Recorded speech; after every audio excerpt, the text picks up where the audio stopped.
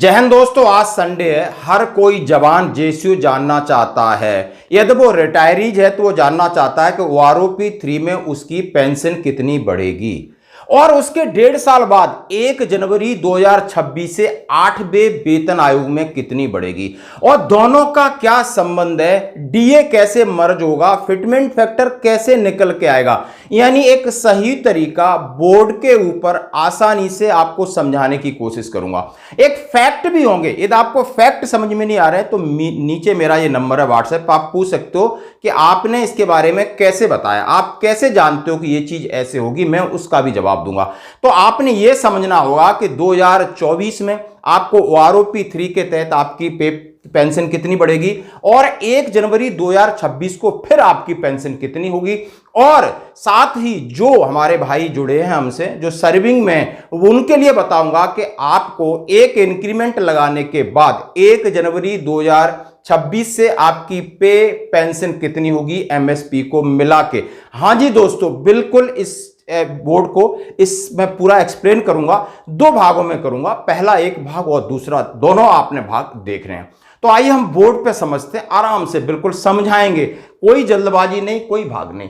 अब ये जो बोर्ड पे इतने सारे फिगर हैं, अब मैं सबसे पहले रैंक आपके सिपाही है, नायक, हवलदार, ऑनरी नायब सुधार, नायब सुधार, नायब सुधार 28 साल वाला, सूबेदार, सूबेदार मेजर, लेफ्टिनेंट, कैप्टन लिए और उनकी मैंने सर्विस इस पे लिख दी है।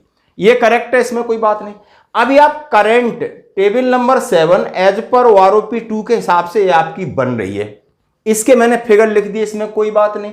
फिर मैंने तीसरा फिगर लिखा है 1/7/2024 से, जो लाल से वो प्रिडिक्टेड है। जैसे हम आइडिया लगा रहे हैं कि किसी की 1800, किसी की 2200 बढ़ेगी 1 जुलाई 2024 से, तो वो फिगर आपके लिख दें कि आपकी इतनी बढ़ेगी।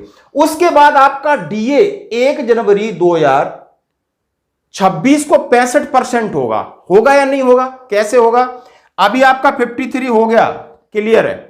उसके बाद जनवरी 2025 और जुलाई 2025 और जनवरी 2026 में 4 यानी 12 ऐड कर देता हूं तो 65% आपका डी होगा। यह बात सहमत है, इसमें कोई अतिशयोक्ति नहीं है, होगा।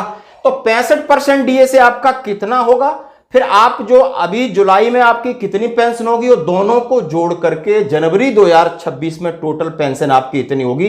फिर सरकार आपको कितना बढ़ाएगी और वो बढ़ाएगी, वो फिटमेंट फैक्टर होगा। बड़ा मजेदार है, बहुत आसानी से मैं आपको समझाने की कोशिश करूंगा। प्लीज एक एक एग्जांपल दूंगा, मैंने फिर कहा है, आप फिर नीचे लिख सकते हो, क्योंकि ये आपके फ्यूचर और फायदे का सवाल है। ये इधर उधर की नहीं है कि 3.68 फैक्टर होगा, ये होगा, वो होगा। आपको सारी चीज समझ में आ जाएगी, जो आपके हक की बात है, सिंपल है। जैसे हमने कहा डीए 65 होगा तो आप मंजूर कर सकते हो कि डीए 65 ही होगा। क्यों भाई, 53 अभी हो गया, 3 किस्तें और मिलनी है, जनवरी 2025 की, जुलाई 2025 की, जनवरी 2026 की। तो 4 से तो बढ़ेगा नहीं, जैसा कि हमने बताया कि इन्होंने फॉर्मूला चेंज कर दिया है, तो 65 होगा। ये बात करेक्ट है।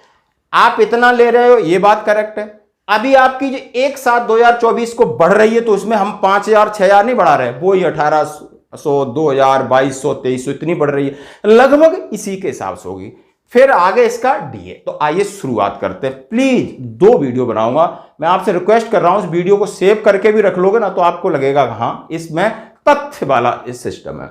तो सपोज करो सिपाही 17 साल 18,807 है, इसकी 18,807, नायक की 21,244 है, हवलदार की 22,257 है, ऑनरी नायब सुधार 23,750 है, नायब सुधार 24,825 है 26 सर्विस वाले की, और 28 वाले की 26,775।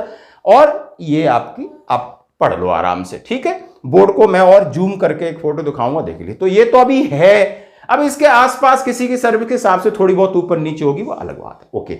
अब ओआरओपी 3 में कितनी होगी, 18,807 से बढ़कर इसकी 24,450 पे जा रही है, और इसकी 21,075 पे जा रही है। नायक की 23,925 पे जा रही है, 22 साल वाले की। हवलदार है 24 साल सर्विस है, 22,257 वाले की 24,900 जा रही है। और ऑनरी नायब सुधार है, उसकी 25,300 जा रही है। नायब सुधार 26 साल वाला 27,625 जा रही है। और सूबेदार 28,450, 32,050, 33,025। सूबेदार मेजर का कम सर्विस रखा है, ज्यादा 34,125, 36 भी हो सकती है। लेफ्टिनेंट की 43,725 और कैप्टन की 46,375।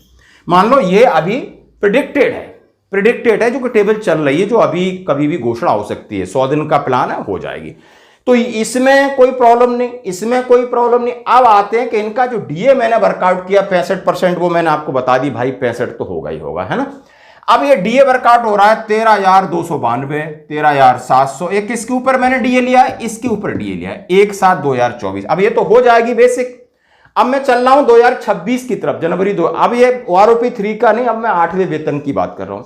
तो उस समय आपका डीए 13,292, 13,700, 15,550, 16,125, 16,445, 17,955, 18,490, 20,830, 21,465, 22,425, 28,420, 29,900 ये आपका डीए हो गया। अब क्या होगा, 1 जनवरी 2026 को जो डीए लगने के 65 के बाद दोनों को जोड़ दिया जाएगा। जोड़ के बाद आपकी ये आपका है, सरकार अभी कुछ नहीं दे रही। अब जोड़ने के बाद कितना बन रहा है, 33,740, 34,775, 39,475, 41,085 और 41,745 और 45,620, 46,940, 52,880, 54,490, 56,550, 72,145 और 76,275। दोस्तों ये आपका हक है, अभी सरकार ने इसमें कुछ भी नहीं दिया है। आप बताओ, मैंने कोई सरकार की तरफ से कुछ दिया है? तो ये आपकी बेसिक मर्ज होगा और बेसिक इतनी होगी। लेकिन अब क्या होगा कि सरकार अपनी तरफ से क्या देगी। तो अब मैं अगले वीडियो में बताऊंगा कि जब ये आपका इतना निकल के आया तो कितना फिटमेंट फैक्टर बना, यानी इसमें मैंने कितना गुणा किया तो डायरेक्टली इतना आ जाएगा, और इसके बाद लगभग कितने बढ़ने की आशा है। तो ये वीडियो दूसरा पार्ट 2 आप जरूर देखना, इसी के आगे मैं शुरू करूंगा। इतना आपने नहीं समझ पाया, 2 बार देखना, कमेंट्स करना, उसके बाद मैं नेक्स्ट वीडियो भाग 1 है और भाग 2 में आपको आगे की चीज बताऊंगा। धन्यवाद।